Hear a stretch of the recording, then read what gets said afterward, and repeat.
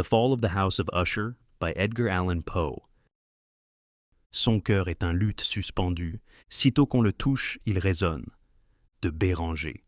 During the whole of a dull, dark, and soundless day in the autumn of the year, when the clouds hung oppressively low in the heavens, I had been passing alone, on horseback, through a singularly dreary tract of country, and at length found myself, as the shades of the evening drew on, within view of the melancholy house of Usher.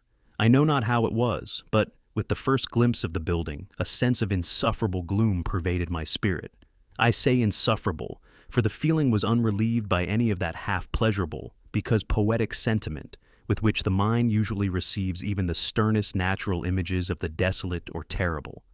I looked upon the scene before me, upon the mere house and the simple landscape features of the domain, upon the bleak walls, upon the vacant eye-like windows, upon a few rank sedges, and upon a few white trunks of decayed trees, with an utter depression of soul which I can compare to no earthly sensation more properly than to the after-dream of the reveler upon opium, the bitter lapse into everyday life, the hideous dropping off of the veil. There was an iciness, a sinking, a sickening of the heart, an unredeemed dreariness of thought which no goading of the imagination could torture into aught of the sublime. What was it, I paused to think? What was it that so unnerved me in the contemplation of the house of Usher? It was a mystery all insoluble, nor could I grapple with the shadowy fancies that crowded upon me as I pondered.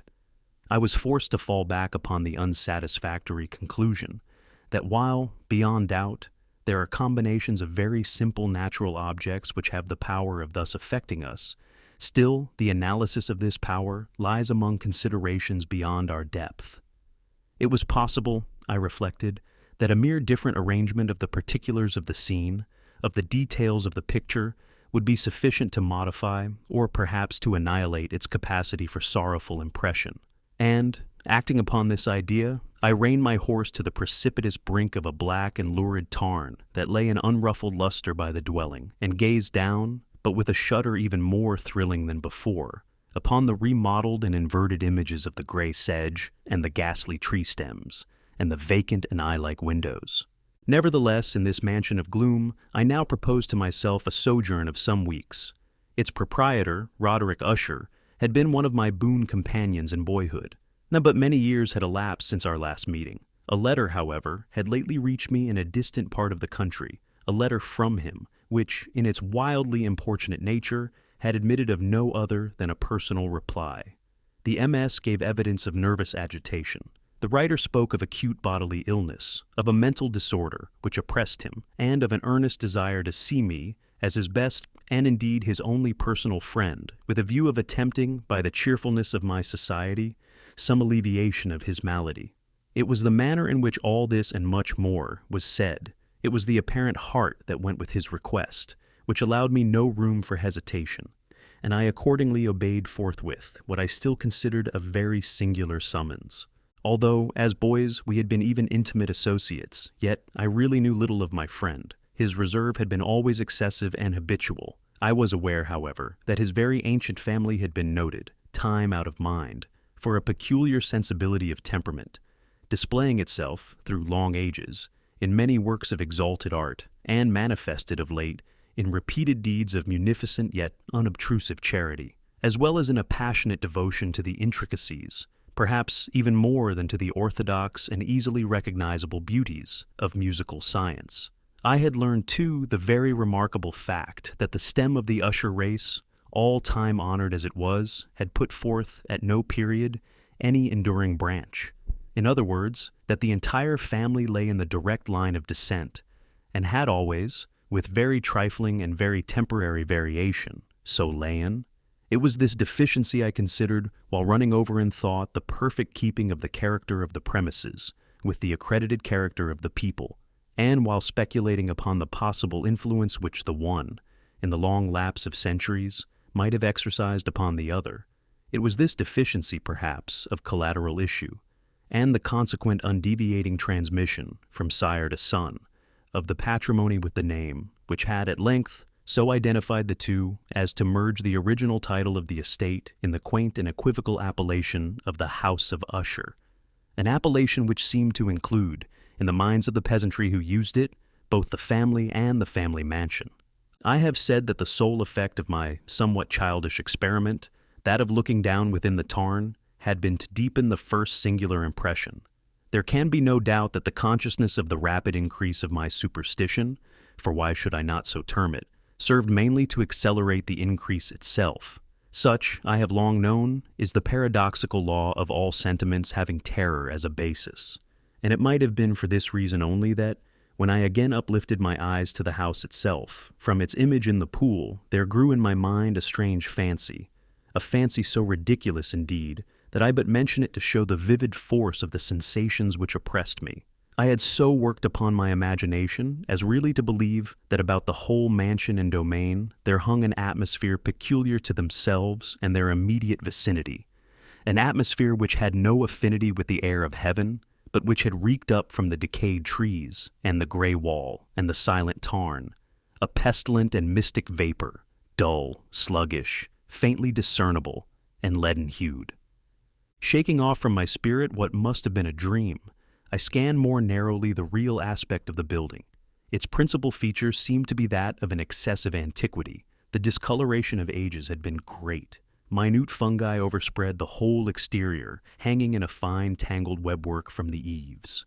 Yet all this was apart from any extraordinary dilapidation. No portion of the masonry had fallen, and there appeared to be a wild inconsistency between its still perfect adaptation of parts and the crumbling condition of the individual stones.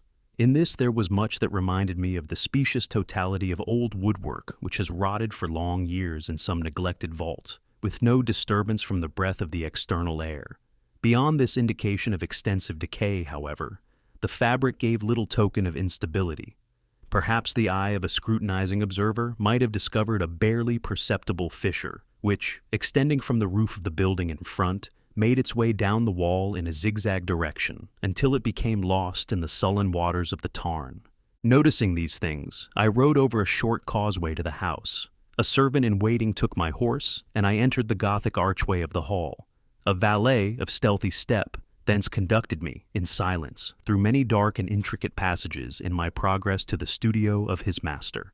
Much that I encountered on the way contributed, I know not how, to heighten the vague sentiments of which I have already spoken. While the objects around me, while the carvings of the ceilings, the somber tapestries of the walls, the ebony blackness of the floors, and the phantasmagoric armorial trophies which rattled as I strode, were but matters to which, or to such as which, I had been accustomed from my infancy, while I hesitated not to acknowledge how familiar was all this, I still wondered to find how unfamiliar were the fancies which ordinary images were stirring up. On one of the staircases, I met the physician of the family. His countenance, I thought, wore a mingled expression of low cunning and perplexity. He accosted me with trepidation and passed on. The valet now threw open a door and ushered me into the presence of his master. The room in which I found myself was very large and lofty. The windows were long, narrow, and pointed, and at so vast a distance from the black oaken floor as to be altogether inaccessible from within. Feeble gleams of encrimsoned light made their way through the trellised panes, and served to render sufficiently distinct the more prominent objects around. The eye, however, struggled in vain to reach the remoter angles of the chamber, or the recesses of the vaulted and fretted ceiling.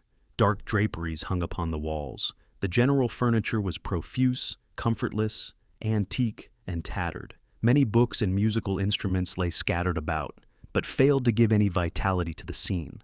I felt that I breathed an atmosphere of sorrow. An air of stern, deep, and irredeemable gloom hung over and pervaded all.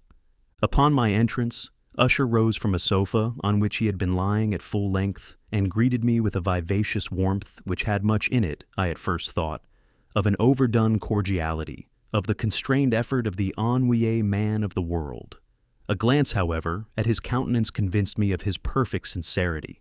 We sat down, and for some moments, while he spoke not, I gazed upon him with a feeling half of pity, half of awe.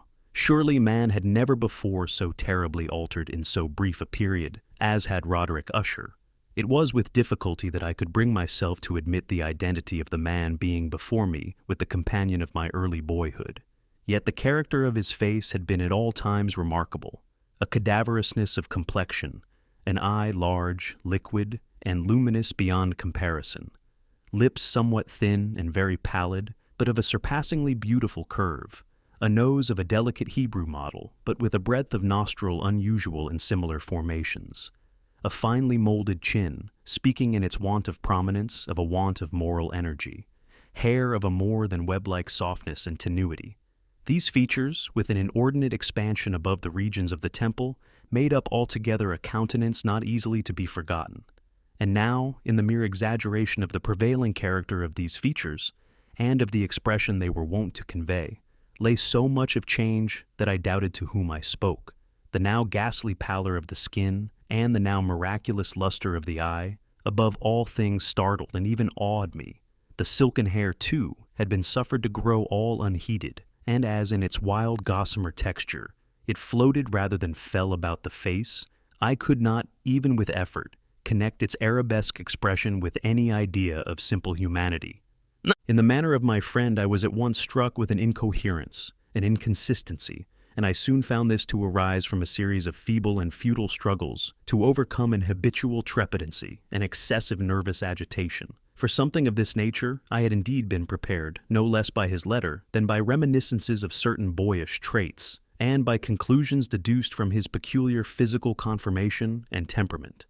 His action was alternately vivacious and sullen. His voice varied rapidly from a tremulous indecision, when the animal spirits seemed utterly in abeyance, to that species of energetic concision, that abrupt, weighty, unhurried, and hollow-sounding enunciation, that leaden, self-balanced, and perfectly modulated guttural utterance, which may be observed in the lost drunkard or the irreclaimable eater of opium during the periods of his most intense excitement.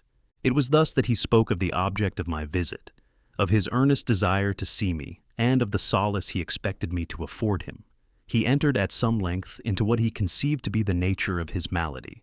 It was, he said, a constitutional and a family evil, and one for which he despaired to find a remedy. A mere nervous affection, he immediately added, which would undoubtedly soon pass off. It displayed itself in a host of unnatural sensations. Some of these, as he detailed them, interested and bewildered me, although perhaps the terms and the general manner of the narration had their weight. He suffered much from a morbid acuteness of the senses. The most insipid food was alone endurable. He could wear only garments of certain texture. The odors of all flowers were oppressive. His eyes were tortured by even a faint light. And there were but peculiar sounds, and these from stringed instruments, which did not inspire him with horror. To an anomalous species of terror, I found him a bounden slave. "I shall perish," said he. "I must perish in this deplorable folly. Thus, and not otherwise, shall I be lost. I dread the events of the future, not in themselves, but in their results. I shudder at the thought of any, even the most trivial incident, which may operate upon this intolerable agitation of soul. I have, indeed, no abhorrence of danger, except in its absolute effect, in terror. In this unnerved, in this pitiable condition, I feel that the period will sooner or later arrive when I must abandon life and reason together, in some struggle with the grim phantasm, fear."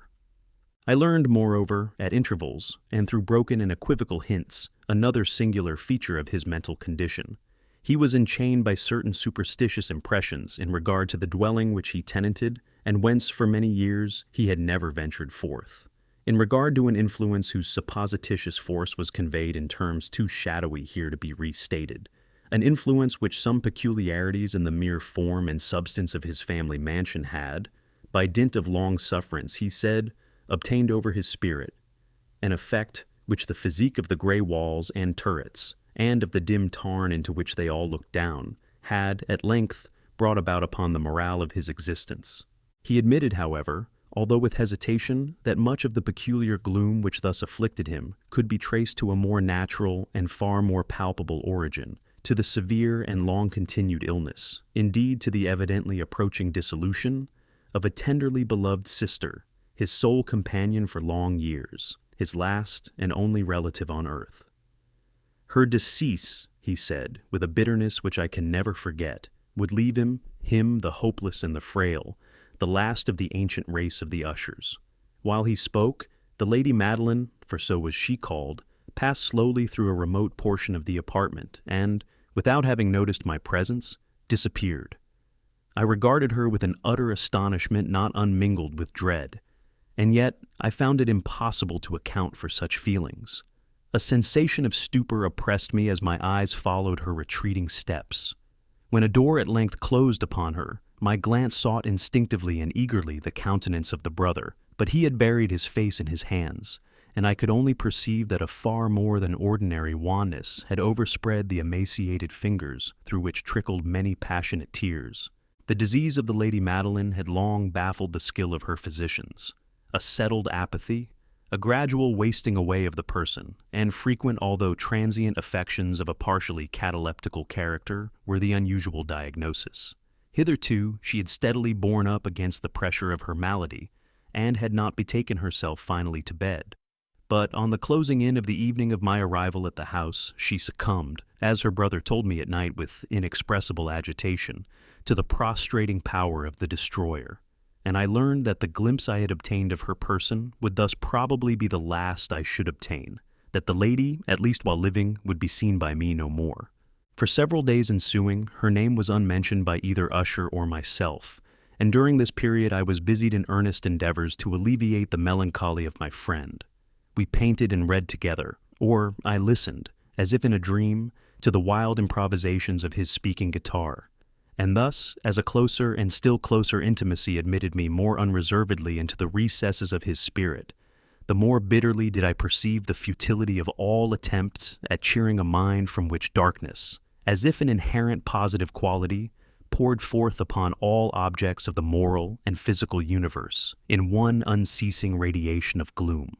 I shall ever bear about me a memory of the many solemn hours I thus spent alone with the master of the house of Usher. Yet I should fail in any attempt to convey an idea of the exact character of the studies, or of the occupations in which he involved me, or led me the way. An excited and highly distempered ideality threw a sulphureous luster over all. His long, improvised dirges will ring forever in my ears. Among other things, I hold painfully in mind a certain singular perversion and amplification of the wild air of the last waltz of von Weber, from the paintings over which his elaborate fancy brooded, and which grew, touch by touch, into vagueness at which I shuddered the more thrillingly, because I shuddered knowing not why, from these paintings, vivid as their images now are before me, I would in vain endeavor to adduce more than a small portion, which should lie within the compass of their merely written words. By the utter simplicity, by the nakedness of his designs, he arrested and overawed attention. If ever mortal painted an idea, that mortal was Roderick Usher. For me, at least, in the circumstances then surrounding me, there arose out of the pure abstractions which the hypochondriac contrived to throw upon his canvas an intensity of intolerable awe, no shadow of which felt I ever yet in the contemplation of the certainly glowing, yet too concrete reveries of Fuseli. One of the phantasmagoric conceptions of my friend, partaking not so rigidly of the spirit of abstraction, may be shadowed forth, although feebly, in words. A small picture presented the interior of an immensely long and rectangular vault or tunnel, with low walls, smooth, white, and without interruption or device. Certain accessory points of the design served well to convey the idea that this excavation lay at an exceeding depth below the surface of the earth. No outlet was observed in any portion of its vast extent, and no torch or other artificial source of light was discernible, yet a flood of intense rays rolled throughout and bathed the whole in a ghastly and inappropriate splendor. I have just spoken of that morbid condition of the auditory nerve which rendered all music intolerable to the sufferer, with the exception of certain effects of stringed instruments. It was, perhaps, the narrow limits to which he thus confined himself upon the guitar, which gave birth, in great measure, to the fantastic character of the performances. But the fervid facility of his impromptus could not be so accounted for. They must have been, and were, in the notes, as well as in the words of his wild fantasias, for he not unfrequently accompanied himself with rhymed verbal improvisations, the result of that intense mental collectedness and concentration to which I have previously alluded, as observable only in particular moments of the highest artificial excitement. The words of one of these rhapsodies I have easily remembered. I was, perhaps, the more forcibly impressed with it as he gave it, because in the under or mystic current of its meaning, I fancied that I perceived, and for the first time, a full consciousness on the part of Usher of the tottering of his lofty reason upon her throne. The verses, which were entitled "The Haunted Palace," ran very nearly, if not accurately, thus: in the greenest of our valleys, by good angels tenanted, once a fair and stately palace, radiant palace, reared its head in the monarch thought's dominion. It stood there, never seraph spread a pinion over fabric half so fair. 2. Banners yellow, glorious, golden, on its roof did float and flow. All this, was in the olden time long ago, and every gentle air that dallied in that sweet day along the ramparts plumed and pallid, a winged odor went away. Wanderers in that happy valley, through 2 luminous windows saw spirits moving musically to a lute's well-tuned law, round about a throne where sitting, Porphyrogene, in state his glory well befitting, the ruler of the realm was seen. A fall, and all with pearl and ruby glowing, was the fair palace door, through which came flowing, and sparkling evermore, a troop of echoes whose sweet duty was but to sing, in voices of surpassing beauty, the wit and wisdom of their king. But evil things in robes of sorrow assailed the monarch's high estate. Let us mourn, for never morrow shall dawn upon him desolate. And, round about his home, the glory, that blushed and bloomed, is but a dim remembered story of the old time entombed. 6. And travelers now within that valley, through the red-litten windows see vast forms that move fantastically to a discordant melody, while, like a rapid ghastly river, through the pale door, a hideous throng rush out forever, and laugh, but smile no more. I well remember that suggestions arising from this ballad led us into a train of thought wherein there became manifest an opinion of Usher's, which I mention not so much on account of its novelty, for other men have thought thus, as on account of the pertinacity with which he maintained it. This opinion, in its general form, was that of the sentience of all vegetable things. But, in his disordered fancy, the idea had assumed a more daring character, and trespassed under certain conditions upon the kingdom of inorganization. I lack words to express the full extent or the earnest abandon of his persuasion. The belief, however, was connected, as I have previously hinted, with the gray stones of the home of his forefathers. The conditions of the sentience had been here, he imagined, fulfilled in the method of collocation of these stones, in the order of their arrangement, as well as in that of the many fungi which overspread them, and of the decayed trees which stood around. Above all, in the long undisturbed endurance of this arrangement, and in its reduplication in the still waters of the tarn.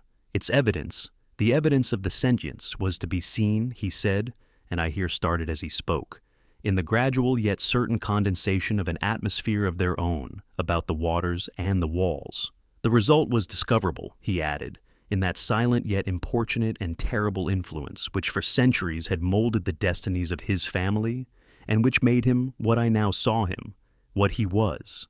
Such opinions need no comment, and I will make none. Our books, the books which for years had formed no small portion of the mental existence of the invalid, were, as might be supposed, in strict keeping with this character of phantasm.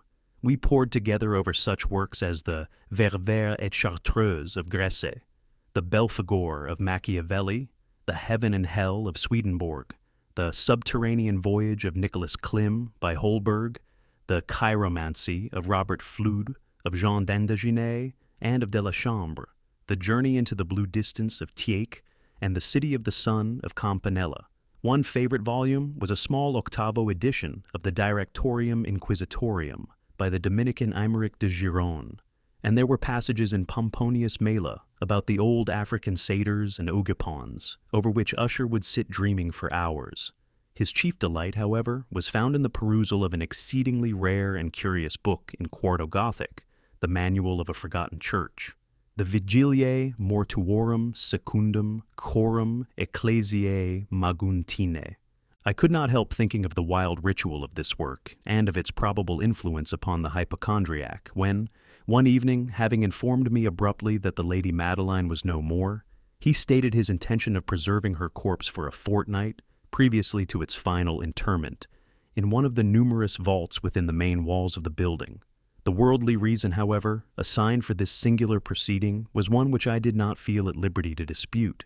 The brother had been led to his resolution, so he told me, by consideration of the unusual character of the malady of the deceased, of certain obtrusive and eager inquiries on the part of her medical men, and of the remote and exposed situation of the burial ground of the family. I will not deny that when I called to mind the sinister countenance of the person whom I met upon the staircase, on the day of my arrival at the house, I had no desire to oppose what I regarded as at best, but a harmless and by no means an unnatural precaution. At the request of Usher, I personally aided him in the arrangements for the temporary entombment. The body having been encoffined, we two alone bore it to its rest. The vault in which we placed it, and which had been so long unopened that our torches, half smothered in its oppressive atmosphere, gave us little opportunity for investigation, was small, damp, and entirely without means of admission for light, lying at great depth immediately beneath that portion of the building in which was my own sleeping apartment. It had been used apparently in remote feudal times for the worst purposes of a donjon keep, and in later days as a place of deposit for powder or some other highly combustible substance, as a portion of its floor and the whole interior of a long archway through which we reached it were carefully sheathed with copper. The door, of massive iron, had been, also, similarly protected. Its immense weight caused an unusually sharp, grating sound, as it moved upon its hinges. Having deposited our mournful burden upon trestles within this region of horror, we partially turned aside the yet unscrewed lid of the coffin and looked upon the face of the tenant.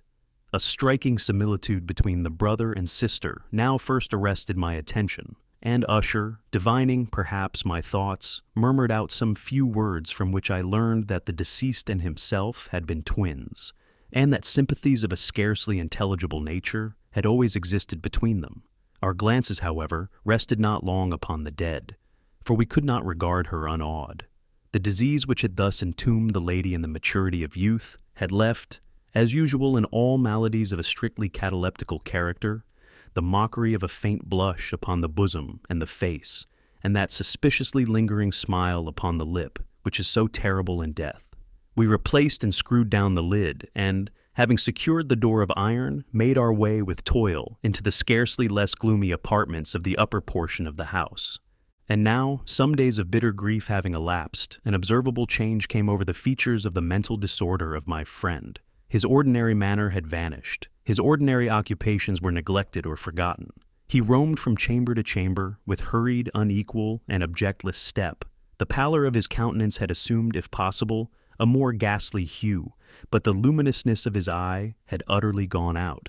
The once occasional huskiness of his tone was heard no more, and a tremulous quaver, as if of extreme terror, habitually characterized his utterance.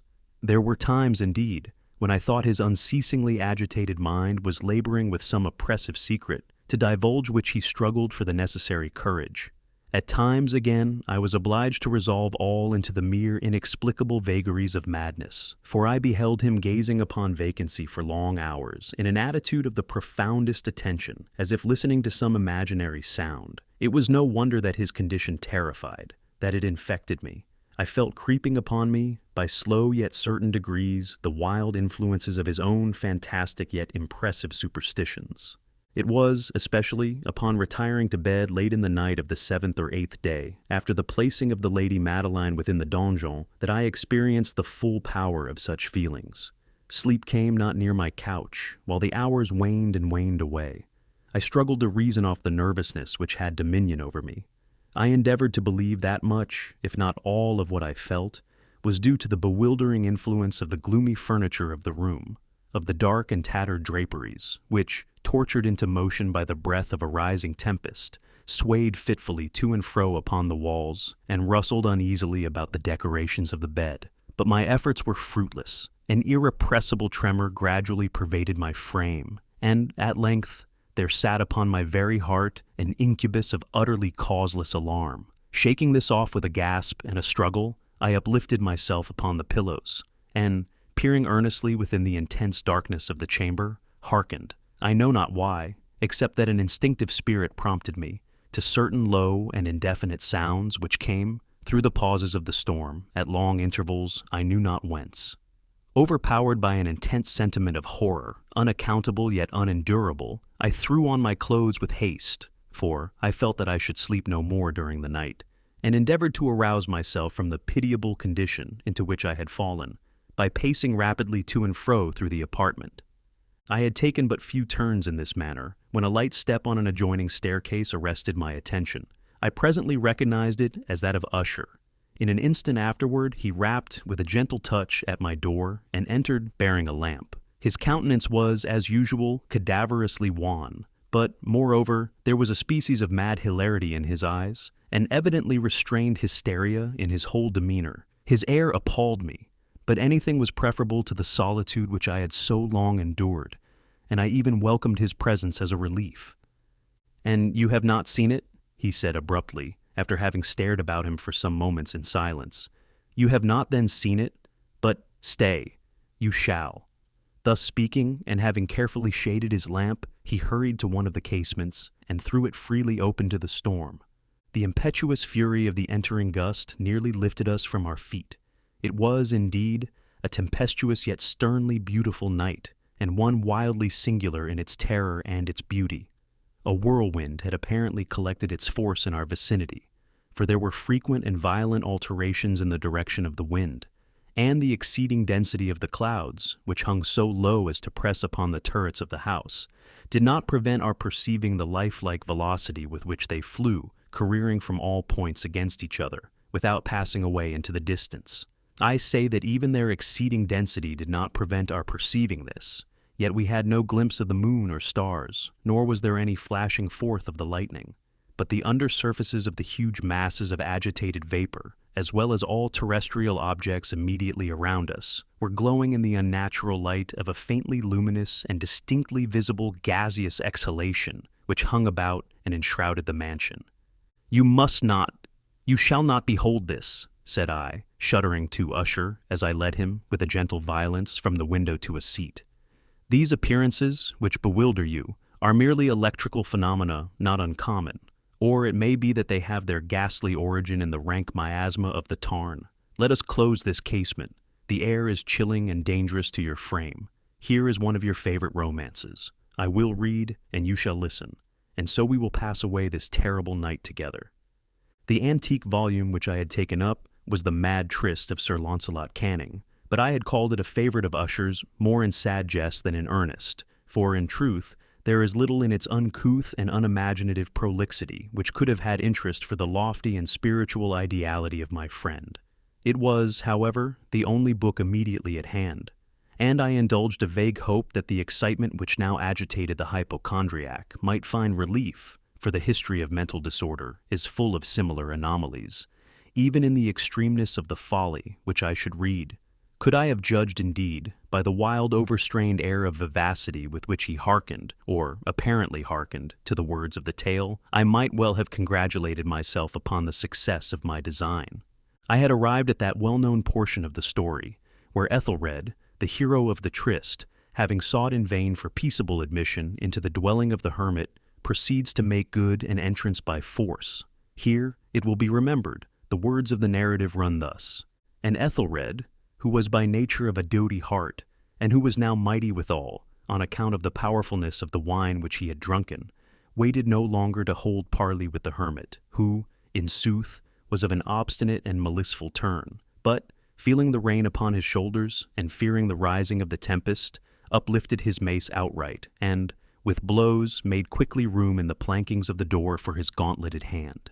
And now pulling therewith sturdily, he so cracked and ripped and tore all asunder, that the noise of the dry and hollow-sounding wood alarumed and reverberated throughout the forest." At the termination of this sentence I started, and, for a moment, paused, for it appeared to me, although I at once concluded that my excited fancy had deceived me, it appeared to me that, from some very remote portion of the mansion, there came, indistinctly to my ears, what might have been, in its exact similarity of character, the echo, but a stifled and dull one certainly, of the very cracking and ripping sound which Sir Launcelot had so particularly described. It was, beyond doubt, the coincidence alone which had arrested my attention, for, amid the rattling of the sashes of the casements, and the ordinary commingled noises of the still increasing storm, the sound in itself had nothing, surely, which should have interested or disturbed me. I continued the story, but the good champion Ethelred, now entering within the door, was sore enraged and amazed to perceive no signal of the maliceful hermit, but, in the stead thereof, a dragon of a scaly and prodigious demeanor, and of a fiery tongue, which sat in guard before a palace of gold, with a floor of silver, and upon the wall there hung a shield of shining brass with this legend enwritten: Who entereth herein, a conqueror hath been, who slayeth the dragon, the shield he shall win. And Ethelred uplifted his mace, and struck upon the head of the dragon, which fell before him, and gave up his pesty breath, with a shriek so horrid and harsh, and withal so piercing, that Ethelred had fain to close his ears with his hands against the dreadful noise of it, the like whereof was never before heard. Here again I paused abruptly, and now with a feeling of wild amazement, for there could be no doubt whatever that, in this instance, I did actually hear, although from what direction it proceeded I found it impossible to say, a low and apparently distant, but harsh, protracted, and most unusual screaming or grating sound, the exact counterpart of what my fancy had already conjured up for the dragon's unnatural shriek as described by the romancer. Oppressed, as I certainly was, upon the occurrence of this second and most extraordinary coincidence, by 1,000 conflicting sensations, in which wonder and extreme terror were predominant, I still retained sufficient presence of mind to avoid exciting, by any observation, the sensitive nervousness of my companion. I was by no means certain that he had noticed the sounds in question, although, assuredly, a strange alteration had, during the last few minutes, taken place in his demeanor. From a position fronting my own, he had gradually brought round his chair, so as to sit with his face to the door of the chamber, and thus I could but partially perceive his features, although I saw that his lips trembled as if he were murmuring inaudibly. His head had dropped upon his breast, yet I knew that he was not asleep from the wide and rigid opening of the eye, as I caught a glance of it in profile. The motion of his body, too, was at variance with this idea, for he rocked from side to side with a gentle yet constant and uniform sway. Having rapidly taken notice of all this, I resumed the narrative of Sir Launcelot, which thus proceeded.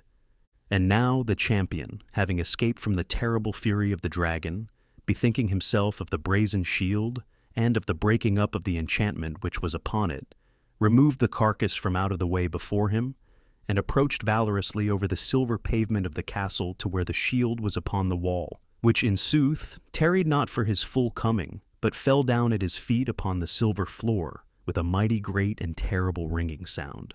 No sooner had these syllables passed my lips than, as if a shield of brass had indeed, at the moment, fallen heavily upon a floor of silver, I became aware of a distinct, hollow, metallic, and clangorous, yet apparently muffled, reverberation. Completely unnerved, I leapt to my feet, but the measured rocking movement of Usher was undisturbed. I rushed to the chair in which he sat. His eyes were bent fixedly before him, and throughout his whole countenance there reigned a stony rigidity. But, as I placed my hand upon his shoulder, there came a strong shudder over his whole person. A sickly smile quivered about his lips, and I saw that he spoke in a low, hurried, and gibbering murmur, as if unconscious of my presence. Bending closely over him, I at length drank in the hideous import of his words. Not hear it? Yes, I hear it, and have heard it. Long, long, long, many minutes, many hours, many days have I heard it. Yet I dared not. Oh, pity me, miserable wretch that I am. I dared not speak. We have put her living in the tomb. Said I not that my senses were acute? I now tell you that I heard her first feeble movements in the hollow coffin. I heard them many, many days ago. Yet I dared not speak. And now, tonight, Ethelred, ha, ha, the breaking of the hermit's door, and the death cry of the dragon, and the clangor of the shield, say rather, the rending of her coffin, and the grating of the iron hinges of her prison, and her struggles within the coppered archway of the vault. Oh, whither shall I fly? Will she not be here anon? Is she not hurrying to upbraid me for my haste? Have I not heard her footstep on the stair? Do I not distinguish that heavy and horrible beating of her heart? Madman! Here he sprang furiously to his feet and shrieked out his syllables, as if in the effort he were giving up his soul. Madman! I tell you that she now stands without the door. As if in the superhuman energy of his utterance there had been found the potency of a spell, the huge antique panels to which the speaker pointed threw slowly back, upon the instant, their ponderous and ebony jaws. It was the work of the rushing gust. But then, without those doors, there did stand the lofty and enshrouded figure of the Lady Madeline of Usher. There was blood upon her white robes, and the evidence of some bitter struggle upon every portion of her emaciated frame.